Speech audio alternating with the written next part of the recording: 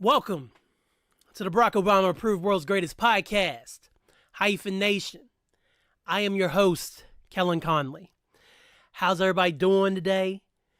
Hope you're doing fantastic. Hope things are going great, feeling good. How are you? All that jazz on the week before wine and jazz here in Morgantown.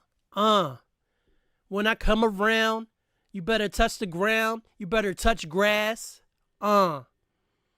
Because I'm the illest, the realest. You can't deal with us. I'm magnificent. Cobwebs on my equipment.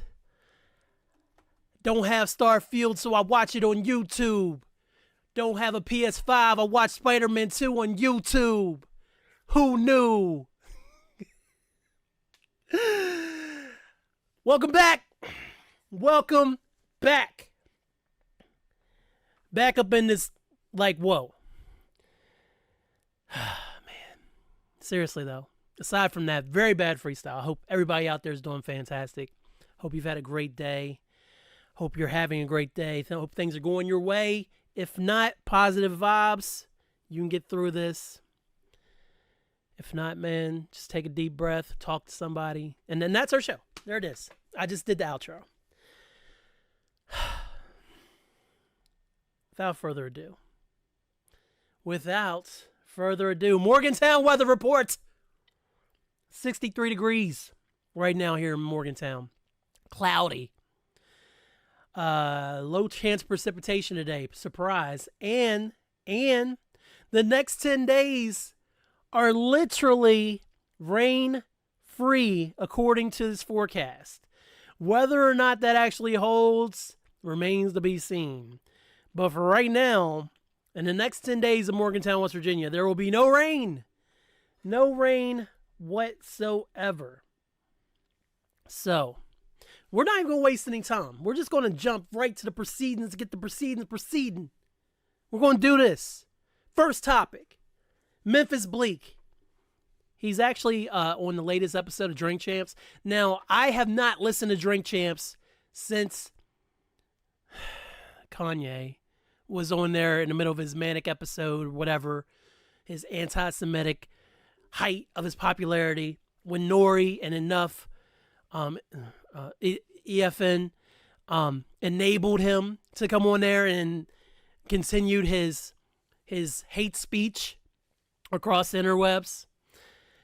So I've not listened to Drink Champs. I've literally stayed away from Drink Champs for that reason. But I follow a certain individual. His real name is Malik Cox. His rap name is Memphis Bleek.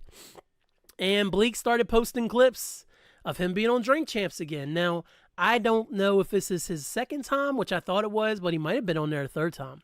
But I listened to Bleek's first visit to Drink Champs when he was first on the show. So this is like pre-COVID. So this is like 2019, 2018 or something.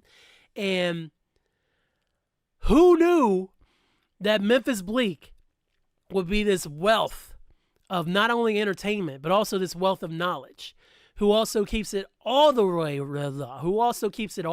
real, who literally, there it is again, is like me, where when things matter to him, he remembers to him. So he has some of the best stories. And of course, he's close friends with the one and only Sean Carter, and also was there for the formation, the rise, and the fall of Rockefeller Records. So you know that anytime it involves The Rock, even if it's on Drink Champs and Nori's constantly interrupting, and they've toned down the clapping, which never bothered me, but the constant interruptions by Nori just got to be too much for me as well, on top of them enabling Kanye. But Bleek is on Drink Champs, so first recommendation, go check out Bleek on Drink Champs. But even before I saw that and got to hear all these great stories that he remembers, and how he even told people in 2003, like everybody was on the rock, that everything was ending, it wasn't going to work out anymore because Jay had had enough of Dame, essentially, and how nobody listened to him. Even with all those great stories, I had decided my music listening's been Very off. Speaking of which, King's Disease 3, not King's Disease 3, Magic 3 by Nas came out on his 50th birthday. That's the second recommendation. Go check that out. Highly recommend it. A great ending to the Hit Boy Nas series of albums. You got 3 King's Diseases and 3 Magic albums. Go check that out. Very good stuff. But I've been listening. I listened to Magic. I listened to a little bit of Diddy's album, which is more like a true compilation album for the first time from him, where he's not really on a whole lot. And it's been an enjoyable R&B album. Haven't finished it yet, but I was like, I want to go back and listen to one of my favorite rock albums, Rockefeller albums for the uninitiated. And it wasn't a Jay-Z album that I was doing. It wasn't a Beans album or a Cameron album. It was a Bleek album. Now, Bleek only released 4 studio albums. The first one was called The Understanding. No, the first one was called Coming of Age, named after the very first song that him and Jay did together on Reasonable Doubt. And on this album, like I was just, when I became a fan of Bleek's, I'm trying to think of the moment where I was like, yeah, I really mess with Bleek. And I want to say it was the Handed Down intro on Volume 2. The first time I heard the Handed Down intro on Volume 2, I was like, yo, Bleek is dope. So I was just trying to get all the Bleek content I could. So Crew Love off the Belly soundtrack, his Coming of Age, of course, which was a classic verse. Even though Jay wrote it, he was very young at the time. Bleek is the one who delivered those lines, and it was super dope. And also he had the It's Alright song off of Volume 2. It's Alright. You heard? It's Alright. Holla back. He was on that. He killed that verse. So I was a big advocate of Memphis Bleek in 1999 when this album was getting ready to drop, The Understanding. And I could not find this album anywhere. And also I was parents weren't big fans of buying me unedited music and stuff like that. So I couldn't find the album anywhere, but eventually me and Dad went into Kmart one day, and I happened to go through the CD section. What do I see but a clean version of Memphis Bleek's debut album, the Coming of Age. I'm sorry. And when I tell you that I wore that CD out, I could spit the entire edited album, just like I could the entire edited Volume 3 album, start to finish, because I wore that CD out. I loved it so much. From Memphis Bleek is to Live and Die in New York City. Oh my God. Even the edited version of that, I was a fan. So from Coming of Age forward, I knew I was always going to ride for Bleek, no matter what. So The Understanding comes out, had mine right on it. I preferred the original version with just Bleek on it and Ja on the hook, even when they lost Ja when they did the backstage soundtrack. Still a great song. It was cool that they threw Jay and whoever else was on there on the remix and put that on The Understanding. I preferred the first version. And then Duma was a very good song, but again, a heavy Jay feature on The Understanding. And there's actually a song on, I messaged Mark Rob about it not too long ago, because I went back and listened to The Understanding again. And there's a song with Jay on it, and Jay's acting like he's going to spit, and then he like kind of clowns Bleek on the record, and he left it on there, and I didn't really appreciate that. But The Understanding was cool. I didn't love it as much as Coming of Age, but of course, you know how it is when you really spend time with the album. It's the only access to that music that you have, and you really literally run it into the ground. That was me with Coming of Age. So The Understanding was cool. So in 2003, after the Black Album, in I want to say December 2003, it comes out that Bleek's finally dropping his third album, M.A.D.E. And I don't remember if I saw the track listing first, or if I actually, I probably downloaded it at that point. I did buy the physical copy though, Bleek, don't worry. And it had all these joints that had leaked, because I used to go to a site called jzworld.net. And all these Bleak songs like One Two Y'all was on there, and then Hypnotic, which was really, I don't even think it was a finished version. Let me podcast 101. Let me pull up this full track list, because I know there's other songs. Just Blaze Bleak and Free, that would have been on NBA Street, which came out in 2004. NBA Street 2, I think that came out in 2004. But all these little snippets of songs were popping up on this Memphis Bleek album. So I was like, dang, they're really giving Bleek all these burners. Like that, all these heaters. That's crazy. I thought there was one. Murder, Murder. Murder, Murder is the reason why I wrote the ROM hyphenated Spideyville. That's the reason why I gave myself that nickname, because Murder, Murder leaked super early in like 2002. And I heard that joint, and I'm from Murder, Murder, Mossy Phil, and I just love that little low quality leak of that song that I had. And so when it came time that I was recording with my boy Wes and my boy Vince and Shiv, of course, and we were just recording up in our dorm rooms back at Pot State in late 2002, I had this bar, and I was like, I'm from hyphenated Spideyville. And then that's literally where Spideyville came from. So Spideyville, hyphenated Spideyville became Spideyville, and then Spideyville led to Spideyville Unlimited, which was my 2011 mixtape, which you can find at b-bandcamp.com for any of those curious to hear the works of B-.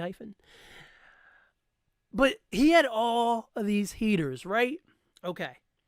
Now, I don't remember if I was up on my news back then, but Bleek had essentially moved to Miami. His brother was in a motorcycle accident. He moved his entire family down to Miami because that's where his brother was at in the hospital. So he went down there. And essentially a lot of the Rockefeller team came with him, man. I mean, it's Miami. So this album is 17 tracks made.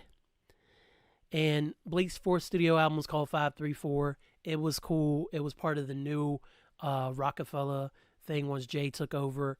It was fine. I enjoyed some songs, but it wasn't this. All 17 of these songs go so hard. And let me just read you producers. So Coptic, not familiar. Dope Beat, Just Blaze, Just Blaze, Just Blaze, Scott Storch, Just Blaze, Kanye West, Just Blaze, TTE Bass, D-Roy, Mr. B, Scott Storch, two Scott Storches, Just Blaze, another Just Blaze beat, Daryl Digga, you know Digga, TTE Bass, Zukan, Robert Shim, Kirkland, and E-Bass, and Just Blaze. Just Blaze, who arguably may be, and one day we'll have this conversation, may be my favorite producer of all time. 1, 2, 3, 4, 5, 6. He had 7 Just Blaze beats out of 10 on this album. But not only did Bleek have fire beats this whole time, this album contains the best rapping that Memphis Bleek has ever done. Ever. And that's from the first song, Rockefeller Get Low Respected, all the way to the end, ROC. There is no weaknesses shown by Bleek here. And I don't know if Steel Sharpens Steel may have been the thing with the Diplomats coming in. And then, of course, with State Property growing. Because when he did his first 2 albums, that wasn't really a thing. It was him, Beanie, Emil, and Jay. That was really it. And then by the time his third album came around, the rocket exploded. State Property exploded. Dipset exploded. Jay was had literally retired, dropped the Black Album by the time this album dropped. But there's no misses, man. And I wanted to play this album because it just this and The Becoming, which is another album I want to talk about at some point by Beanie Sigel. These 2 albums are the true last Rockefeller albums, so to speak, before everything fell apart. Yes, The Becoming came out on Dame Dash Music Group or whatever it was called. And obviously Siegel was in jail when it came out, I think.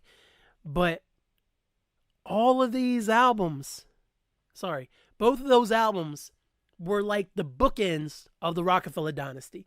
Purple Haze came out in 2004, I want to say, but Purple Haze was more of a Dipset album, you know? It didn't really have, other than Kanye being on Down and Out, there wasn't a whole lot of Rockefeller, you know?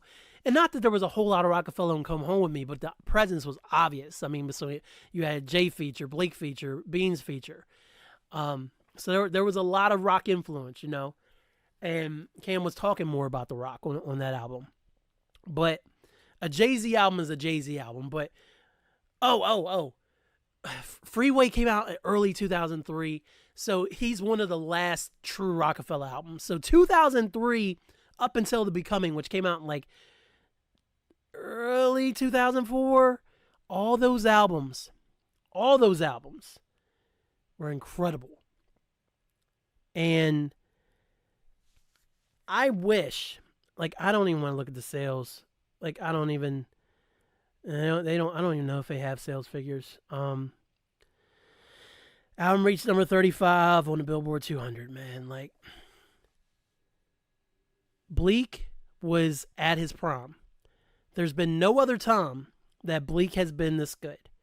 And like I said, there's no misses here. I can literally read you, like I said, the intros, Rockefeller, Get Low, Respected. Everything's a go. Jay-Z. Dope.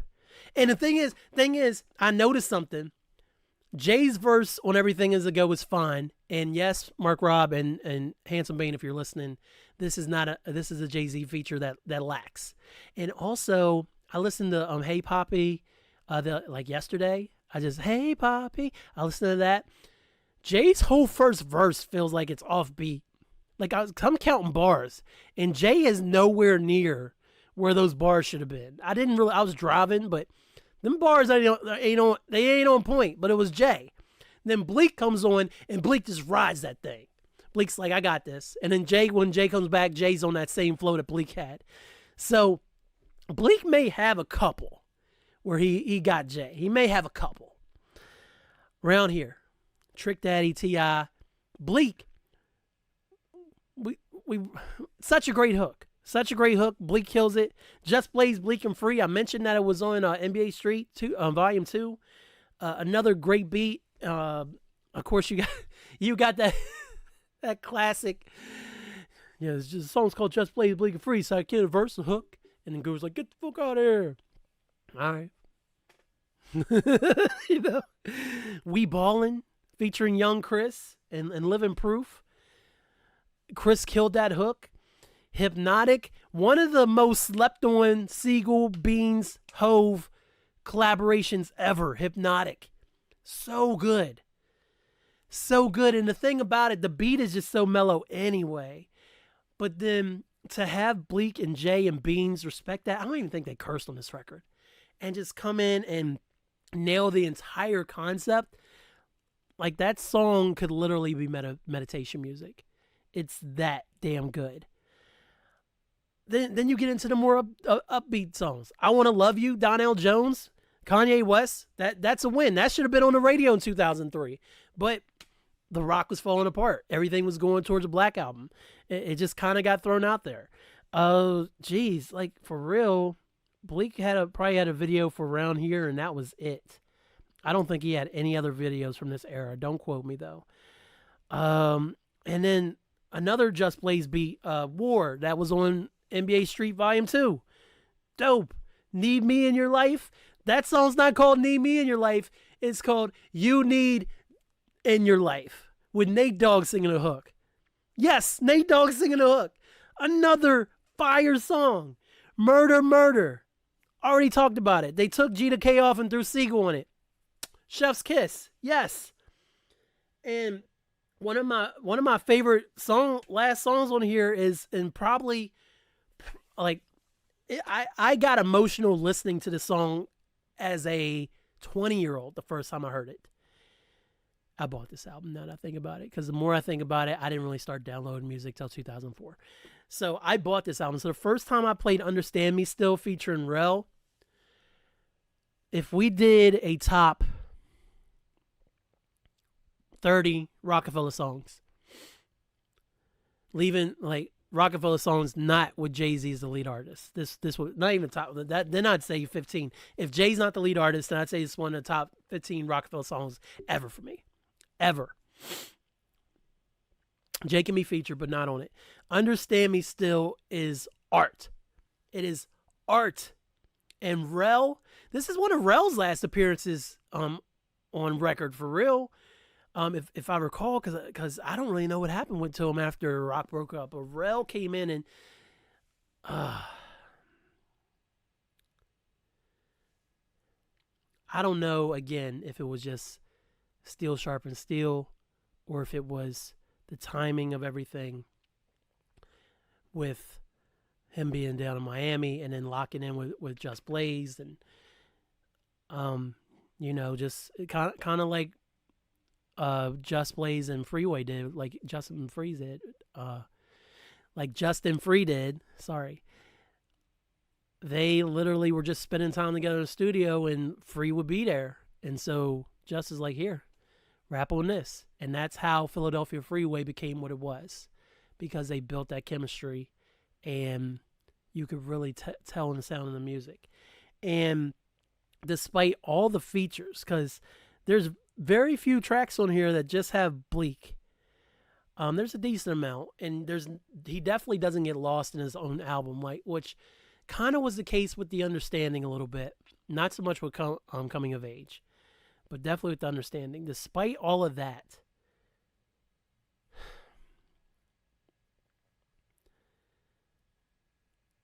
I am just still floored 20 years later by how incredible this album came out. And that of all people, as much as I said that's my guy, because there's been certain rappers throughout time that I've just waved their flag. Like, yo, this is my guy.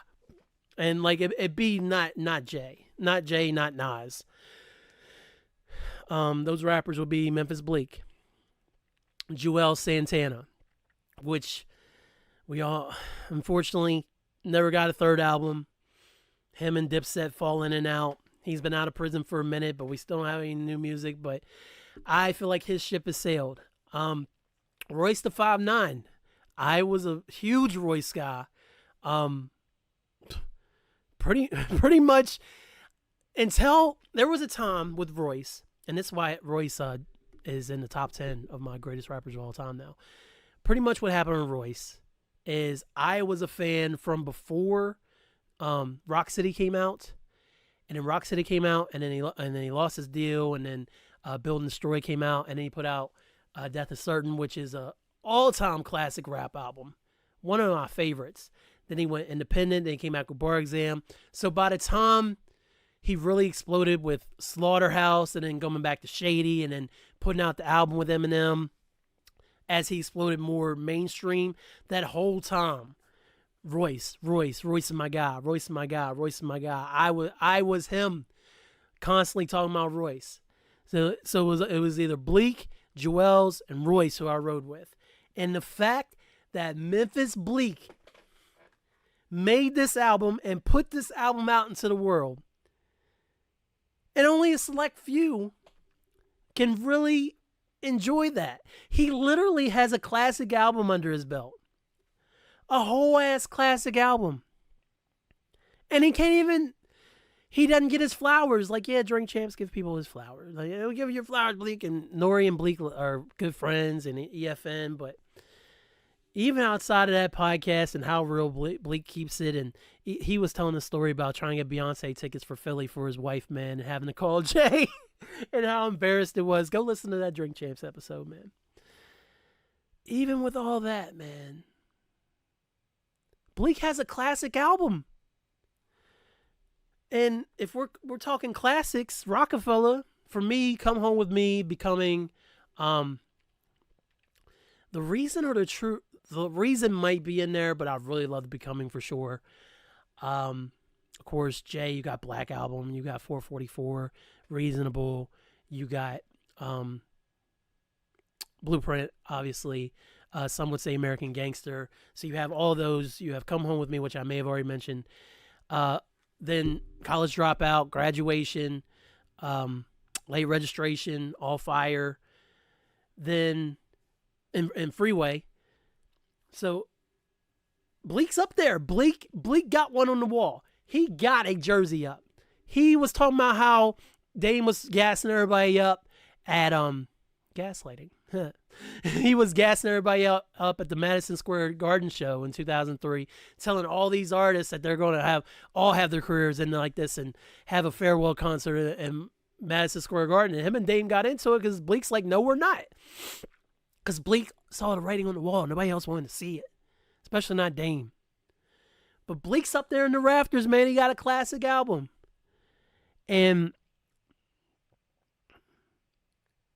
it's essentially a benchmark for how to do your best work, even when all the eyes aren't on you. Because nobody was checking for a Memphis Bleek album at the end of 2003. The Black Album had literally just came out. There's that word again. The Black Album had just came out. And I almost feel like I got to name this episode literally. Literally, I don't know. The Black Album had just came out. All the rumors were kind of flying. They had just done the farewell show. The videos that Jays are dropping. And then, here's this little Bleek album. The little Bleek album that could. So, as I continue to revisit this album, because Drink Champs completely derailed me listening to it, it just makes me so happy. So happy that, one, the album holds up. Two, that it's Bleek's album, that Bleek's spitting the best of his life to this day. Bleek, if you're listening, I'd love to hear some new music. I know that you got your warehouse music going on, and you got your Duce stuff that you do, obviously. But if you want to get in the studio and drop a little 10-track album, you know who's going to check it out? Your boy HY.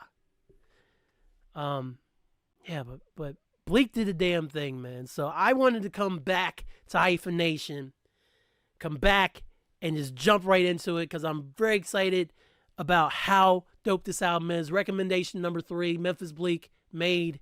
Go run that. Go run that. Next topic, man. Sorry, I just get excited. And I just want to talk about Memphis Bleek's album. Just want to talk about Bleek, man. So, finished a few shows. Saw a few movies. Speaking of movies, I'm going to be on We Should Do This Again sometime this coming Monday. I'm going to record an episode about Training Day and Monsters Ball with showing mad love Mark Robb and Kit Kat Chinetti. So I'm excited about that. So catch me on there again. This will be the 4th time, I think, because we did the Bull Durham episode, we did the Thing episode, and then we did the Basic Instinct episode. So this should be my 4th appearance on a proper podcast. I've been on the Deleted Scenes episodes several times, so always looking forward to joining up with them.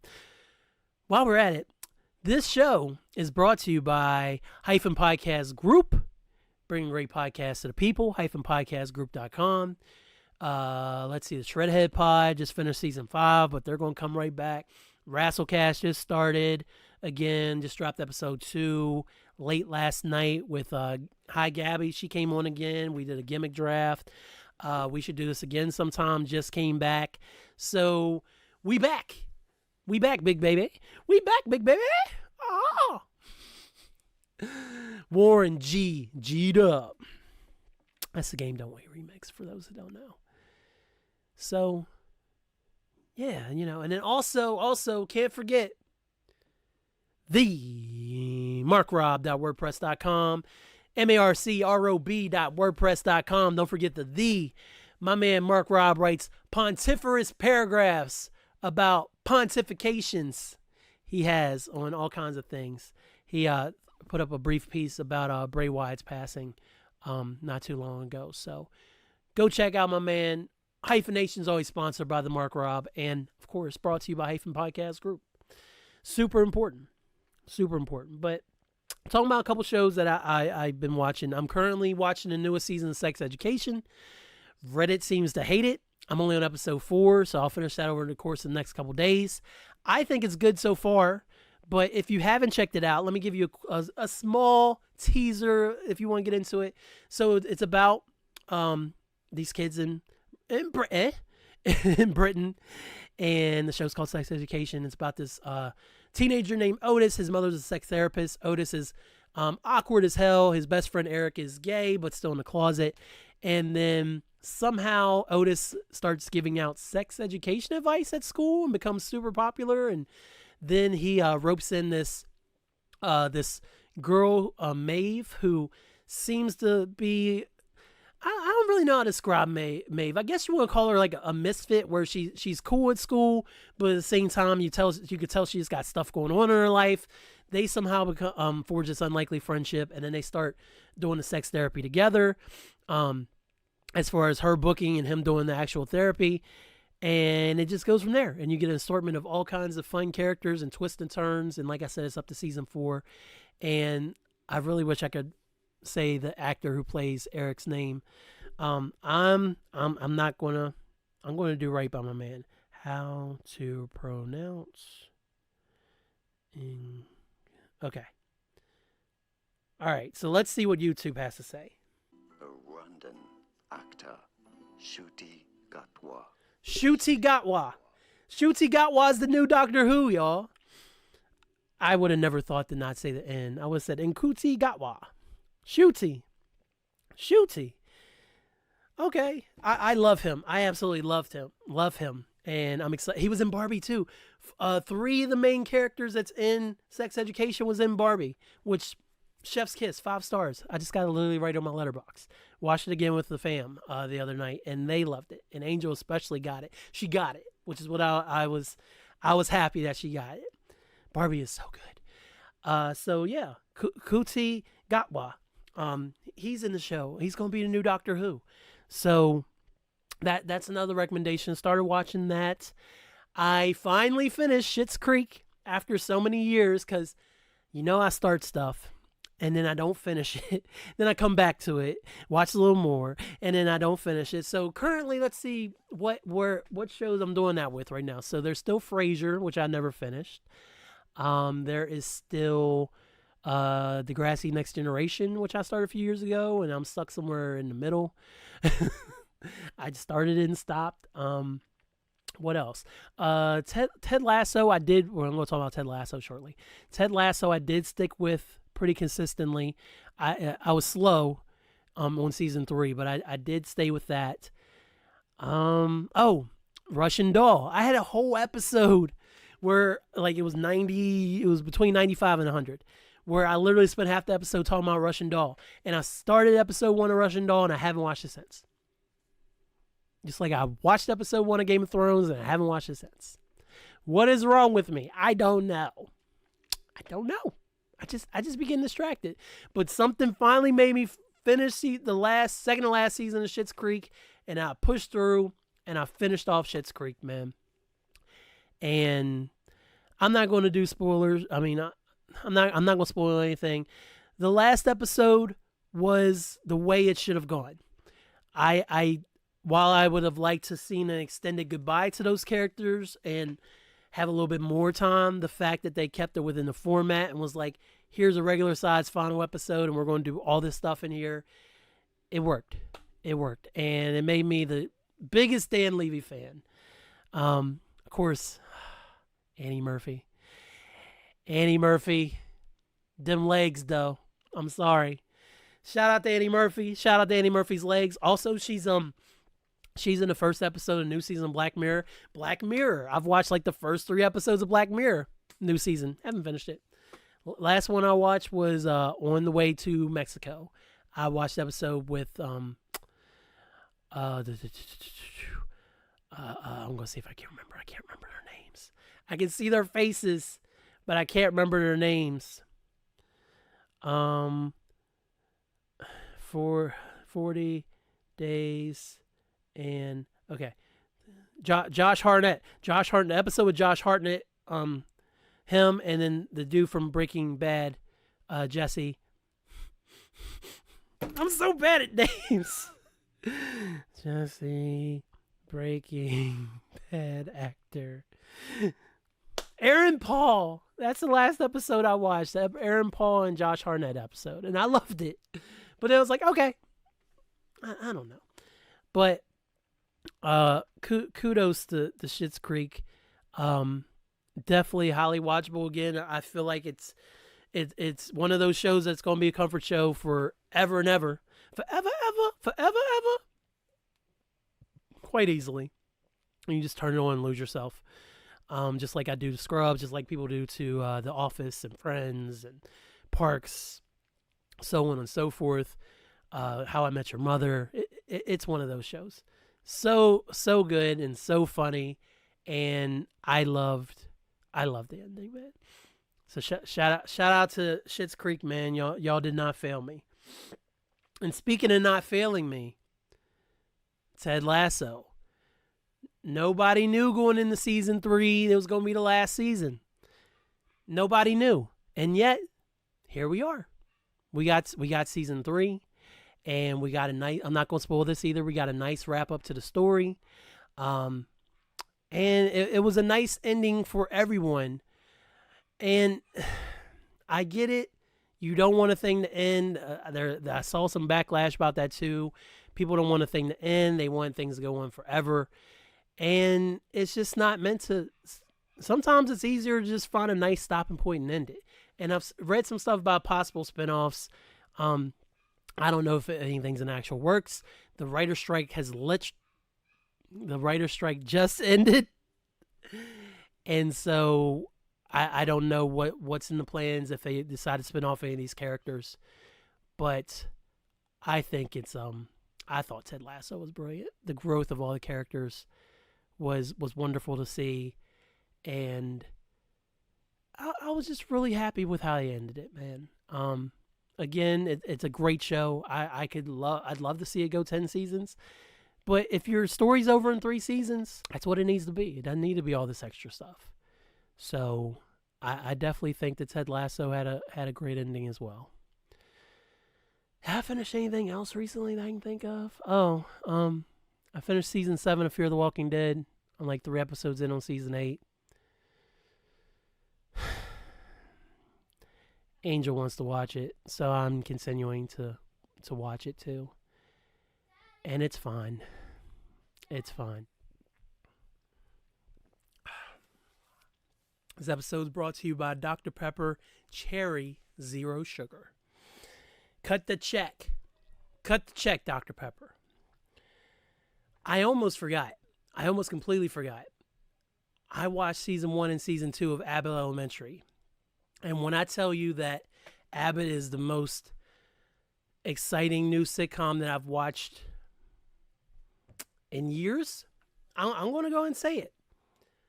Flawless start to finish. This is going to be one of my favorite sitcoms of all time. I already know. They're only 2 seasons in. It's so good. It's got that single camera vibe, of course, with the mockumentary. But we already know the format works well. And then you just put the kind of comedy that he put in. You sit in the middle of inner city Philly. And then the teachers, man. It's so good. So it's on Hulu right now. Go watch season 1 and season 2. Now the strike's over. Soon the actors hopefully will come to an agreement. And then we can get back to filming. Because I need season 3, man. A lot of your favorite productions, though, just like in 2007. A lot of your favorite productions are not going to be, are going to be cut short, and some might not even come back for a while because the writers have literally not been writing at all. So it's going to take a while to get back to that. Hopefully there's no casualties because of the strike, but you know that they're coming. There's going to be shows that I've already seen that there's shows that got renewed, and then Winning Time just got canceled because of the strike. I wonder if HBO will pivot and go back to, since the strike is now seemingly in its death throes. Who knows? But yeah, that's another recommendation. Abbot Elementary, and just be patient with some of your favorite shows as they start to come back and get back into the groove of things. And it might not be everything you want, man. Like honestly, the writer's strike probably ruined Heroes, because season 1 of Heroes was an all-time classic, and then season 2 was fine, and then I stopped watching after 3. I think they did 4 seasons, and they did Heroes Reborn, and that didn't really take off. So just be patient with all of that. Uh, I wanted to come on here and talk about. I've been fighting myself on doing this, but I just want to take a few minutes and talk about how much I love Pitch Perfect. Because it recently, like if it wasn't July, it was in June maybe. Pitch Perfect was on Netflix, and we let Aaliyah watch it for the first time, and she loved it. I've always loved it. That whole final performance at the Nationals when they do the blends, the mashups. I literally sometimes will just put that on in the car and play that whole Bella's mashup, man. I love the first Pitch Perfect. Pitch Perfect 2 was lesser than, and it was fine for a sequel. Pitch Perfect 3, which I finally watched within the last month or so, complete mess. Complete money grab. Was not a big fan of that one. But Pitch Perfect 1, man, like Anna Kendrick, she's been in many roles, but Beck is always going to be one of my favorites, man. The way she came in and turned the Barden Bellas around, it's an inspiring story of, women just not taking men's shit anymore and going out and killing it. That's what I get from Pitch Perfect. And the music doesn't hurt. And we even played it. We watched it on Netflix at my dad's house because he has a smart TV now. We watch Netflix when we're at his house. We even watched it at my dad's house. And he watched about 90% of the film, and he liked it. And the minute they dropped that Black Street, he's always loved No Diggity. The minute they dropped that No Diggity, I think he was sold, and I think he really enjoyed it too. So I don't know if he's ever stopped doing it on cable since, because he's still one of the few, the cable holders. I don't know if he's ever stopped to watch Pitch Perfect since we've been there. That was in May, so dang, I'm going back to see him for his birthday here in another week or so. Finally, but yeah, I really love Pitch Perfect, man. And it's just a lot of fun. It's one of those great movies you just throw on in the background and enjoy, or it's just back there. And you can kind of do the same thing with Pitch Perfect 2. Pitch Perfect 3, I would not bother. I wouldn't bother, man. What a waste of John Lithgow. I always say John Lithgow, but it's John Lithgow. And really, it was all about Rebel Wilson and Fat Amy in this movie. It was cool. Shout out to Brittany Snow, though. Shout out to Brittany Snow. Oh, shoot, man.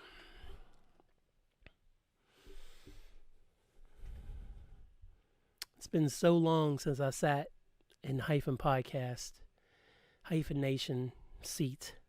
It's weird. In fact, Aaliyah is upstairs stomping on the floor right now. I don't know if she's still doing core exercises or if she's just being 9. And she's getting ready to wrap up her evening, so get her to bed. She's in 4th grade now. When I started this podcast, man, she was 2. She wasn't even 2 when I started this podcast.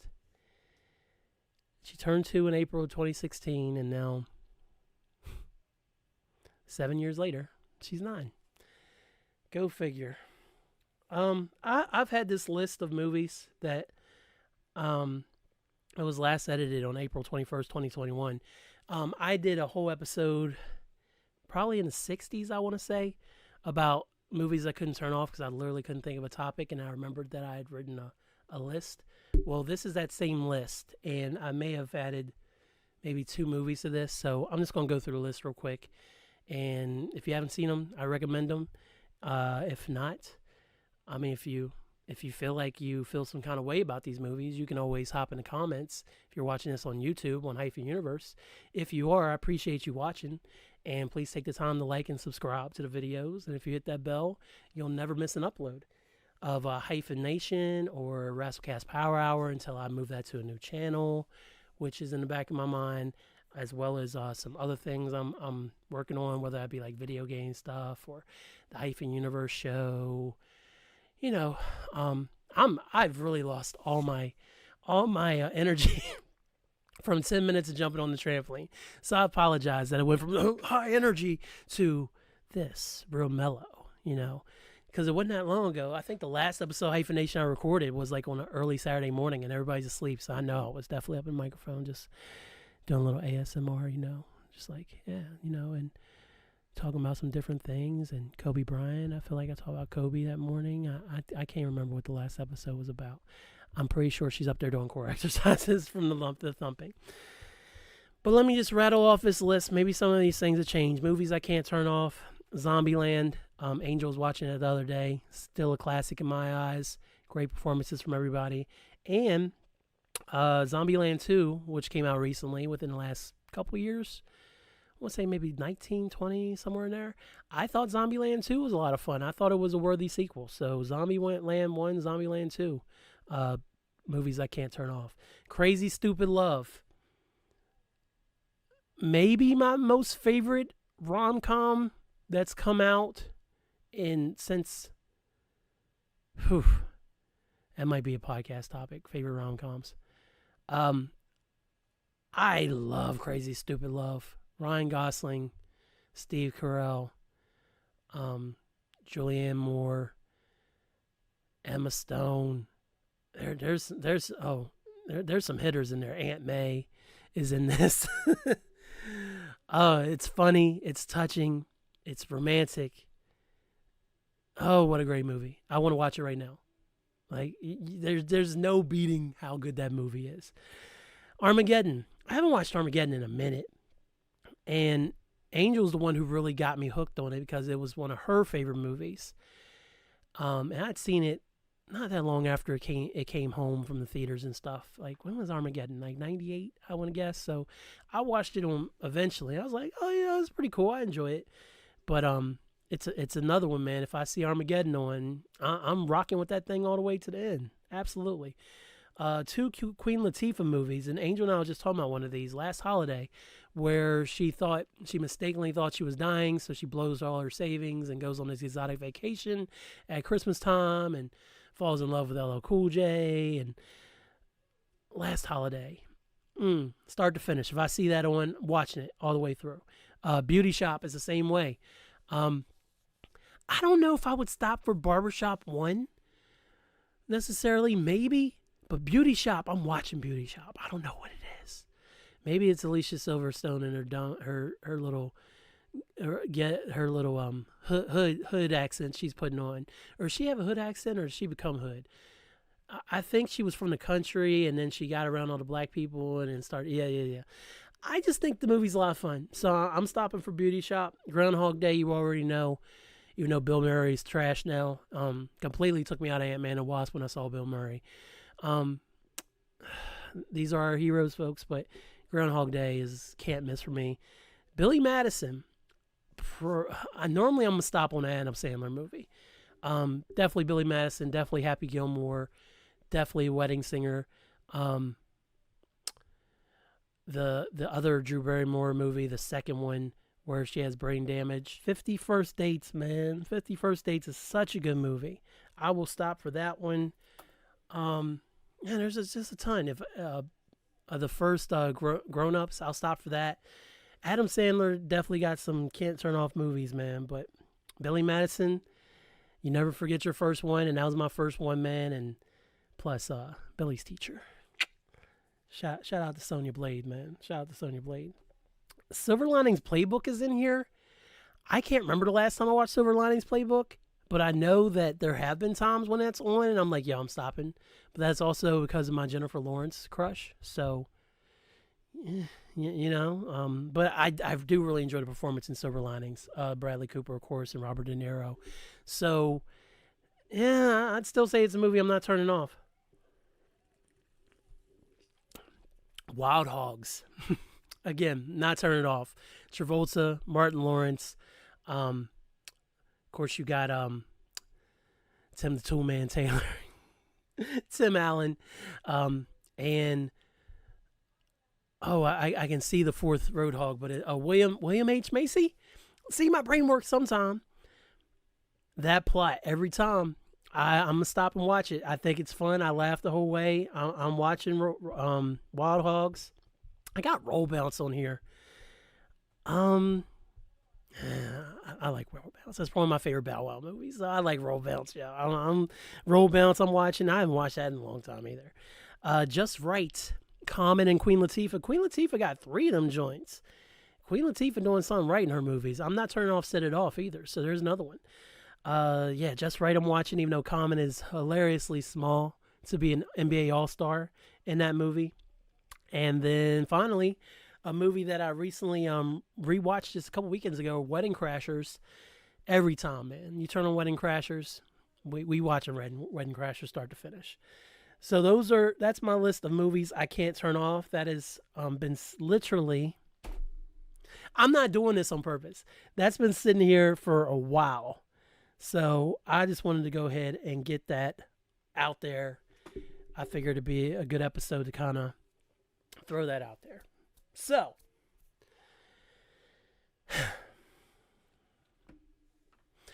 Hyphen Nation is brought to you by Hyphen Podcast Group, bringing great podcasts to the people, bringing great podcasts to the people, hyphenpodcastgroup.com. There you can find all the great shows brought to you by Hyphen Podcast Group, and including We Should Do This Again Sometime, the Shredhead Pod, and Wrestlecast Power Hour. All those shows are there.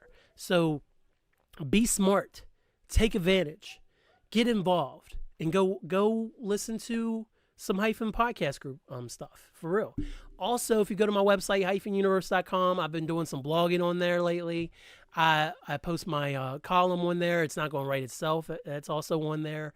As well as just some random blog posts, a little bit cooking posts, and then anytime I post a podcast, that's on there too. So hyphenuniverse.com. Please check that out and support the site. That would be awesome. Very awesome. If you want to, you can go to Spotify. You can go to Apple Podcasts, and you can give the show 5 stars. 5 stars. If you do that, more people will find out about the Barack Obama approved World's Greatest Podcast.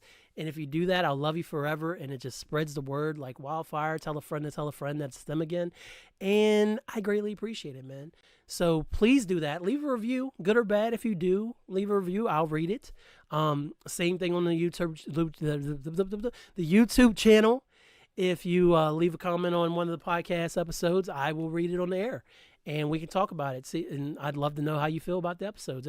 There's a bunch of great episodes out there, y'all.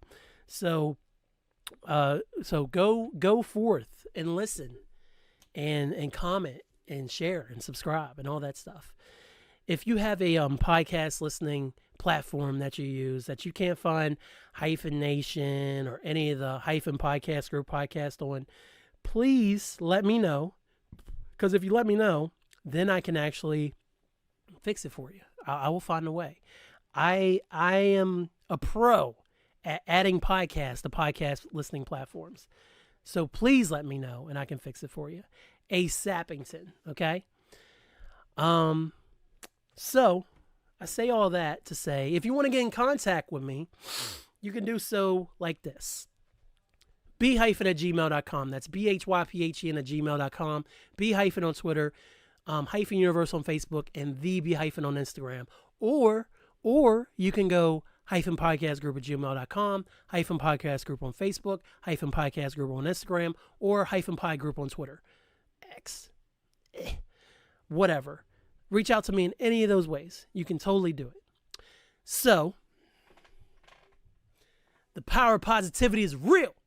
Get that negativity out of your life, no matter what it may be, no matter what you have to do. You got to do you. Always remember that. And while you're remembering that, make sure you're having good interactions with people, positive interactions with people. You never know what the next man or woman or non-binary pal is going through, and your kind words and your kind actions could save their life or someone else's. So you never know. You absolutely never know. And with that said, call your mom, call your dad, call your sister, call your brother. Stay in touch with your family, man. Life is too short. I just lost a cousin, Tony. I hadn't seen Tony in years. And Tony died like a few weeks before his birthday, man. And you know what? Anytime I posted something on my Instagram story, sometimes when I post a pod or a video or something like that, Tony would just come through with that that little bit of support, man. And it meant the world to me. And now he's gone. He's gone. And I hope that Tony knows how much he meant to me and how much that he's loved by our entire family. But R.I.P. Tone, man. But let people know how much they mean to you while they're still here. And give them their flowers, man, because you just never know when it's their time to go. There's been so much near to me deaths in the past month or so. It's mind numbing for real. And like our family friend Maggie, her one of her close friends, Lewis, he just lost his longtime partner. A long time, like past few years, but they were always together, and she just died suddenly, man. And she literally had chest pains, and she was gone by that afternoon. What can you do? It's that crazy. Let people know how much you mean to them. Tell them you love them. Let them know for all that is good in this world. Please do it. So you're not sitting there kicking yourself, wondering, what if I want to tell them this? Tell them now. I don't care if they're super healthy and they just had a great checkup. Tell them now. It's important. Tell people how much you love them. Tell them how much they mean to you. Tell them you're proud of them. Hug your kids, man. Tell them you're proud of them. I didn't want to jump on a trampoline in 50-degree weather, 60-degree weather in September, but I went and did that for 10 minutes because I love my kid, man. And one day she's not going to ask me anymore. You have to let people know, either by actions or words, how much they mean to you. I can't stress that enough.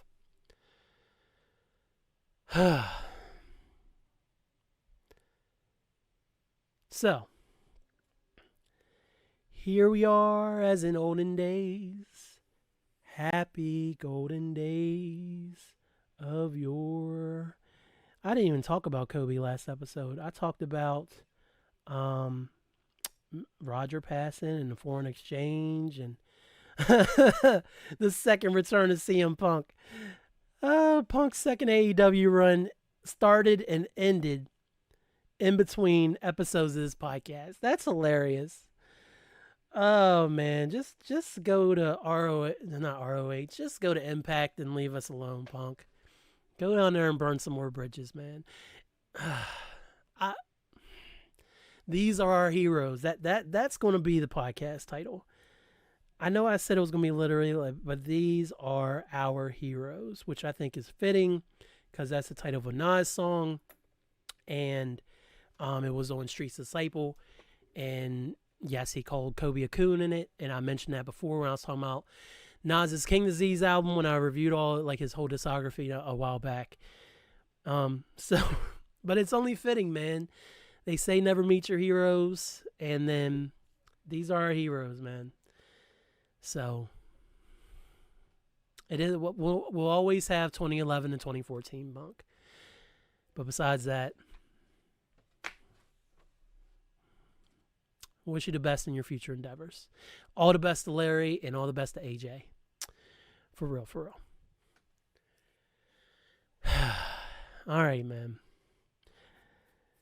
I appreciate each and every one of y'all that listen to the sound of my voice, who listen to me maniacally talk about Memphis Bleek's third album and rush about. It felt rushed, but I didn't want to go into too much spoiler. I just want to kind of throw my thoughts out there. Also, the show is a positive show. I told y'all a while back I wasn't going to be doing negative reviews like that. So if I like something, I'm going to talk it up. So go see Ted Lasso. Watch Ted Lasso if you're not caught up on it. Abbot Elementary, go watch that before season 3 starts up, whenever that may be because of the strike. And Schitt's Creek, go watch that. Oh, what was I saying about Fear? I think that's when Aaliyah came downstairs. Fear the Walking Dead fell off a long time ago for me. That's a negative comment, but it is what it is. I'm going to see this through for Angel. And then we got to eventually finish off The Walking Dead. I've heard good things about Daryl Dixon, though, so I'm kind of excited about that, about getting to that in Dead City. And I don't know if I ever watched the I don't remember what the third Walking Dead show was, but it only lasted like a season and 2 seasons, something like that, and it really didn't have effect on anything. And I'm excited to see Rick and Michonne come back eventually, whenever they get around to that. So that's the positive things. But Fear the Walking Dead is not recommended. Let's leave it at that. It's always an amazing time when I can sit down, get in front of this microphone, get in front of the camera now, and do the Barack Obama approved World's Greatest Podcast. Like I said, in January of 2016, I will have been doing Hyphenation for 8 years. But, and Mark Robb, if you're still listening, this has nothing to do with the conversation we had back at Super Red Bull when you visited this summer, when you told me to kind of fall back from the podcast and work on the album, which is my intention. I'm really planning on knuckling down in October and in November because I got a release date to hit, and I really don't want to push it back. So I'm really hoping to knuckle down and record these songs for this album, this Hyphen album. But this has nothing to do with you, and I'm going to talk more about it on episode 215. But Hyphenation episode 215 will be the last episode of Hyphenation. And I came into this year with high hopes. Like literally, I came in on episode 203 was the first episode. And I was bound and determined, man. I was like, I can do this every week. I can do this every Sunday. And not for lack of trying, but life just gets in the way. Y'all know me. I got so many other interests that I get into. There's the video a little bit, and then there's Rasslecast, of course, but that never stopped me from this. But really, man, it's I've picked back up with my writing. I've kind of started blogging a little bit, like I said. It's time. I come home from work and I'm beat. I can't do the late night pod anymore like I used to be able to. All right, it's 10:30, everybody's asleep. I'm going to go knock out the pod. I can't do that, man. I don't feel like it's not what the episode I want to do. And I've even thought about getting up early and doing it, but as much as I enjoyed the last episode where it was like real sexy and I was like, yeah, Foreign Exchange, Leave It All Behind is such a dope album. And while I feel like that was a very good episode, again, that's not the vibe I want to bring. But then also, I do want to work on the album. I do have other pursuits. And pretty much after last year's output and then 2021's output, I reluctantly, I just really feel like the pod has really been, the fact that it's not coming out regularly is hurting it. But then also, I don't think I have anything else I want to say on Hyphenation, so to speak. I've done 200 plus episodes. A lot of those are Mark Robb. A few of those were, a couple of those were recorded for other podcasts and then turned into episodes for Hyphenation. But even if you shave those down, let's say it's 190, 185 episodes of brand new content that I've made since 2016. Now, the pessimist in me wants to be like, oh yeah, well, if you had done 52 episodes for 7 years, this should be episode 364. Yeah, you're absolutely right. If I had done that. But, and I'll get it more into in 215. But Hyphenation is what Hyphenation is. And I've been very proud of this podcast for a long time. And I've learned a lot from it. And I tried to end it prematurely, which again I'll speak to on 215. But I definitely think it's time for a natural end. I thought about trying to drag it out to the end of the year, but what service am I doing to the listeners of Hyphen Nation or myself, if I really feel like I have to drag a podcast to the finish line weekly just to call it complete, just to show I can still do this. I've proved it. I've done weekly. I've done 2 pods a week, which is responsible for the number of episodes that I have. I've recorded while driving. I've recorded over Skype on iPads with Mark Robb. I've seen the world evolve where we fought to do the Daughters, Dads, and Disney episode. We fought to get a connection with Lamb and Mark and Eric, to the fact that you can literally click record on any kind of video chat now and record the whole podcast, including a video. But again, without dragging it out much more, it's time. And I'm happy that it's time. I've had some time to sit with the decision, and I know I'm not going to drop 215 and then come out with 216 a week later, which is what happened with 150. And I'll talk about that too. And I know I'm talking about, I keep saying, I'll come back to it, but there's a lot to unpack. I've got a lot of things I want to say on 215, so I'm looking forward to it. So, one more episode with Angel is coming up. We're going to be talking about our top 10 female MCs, greatest female rappers of all time. And then 215 happens where we say goodbye. So, I really appreciate anybody who's been here from the start, anybody who's joined in the middle, and anybody who's here right now. So, I say all that to say this. Thanks, y'all.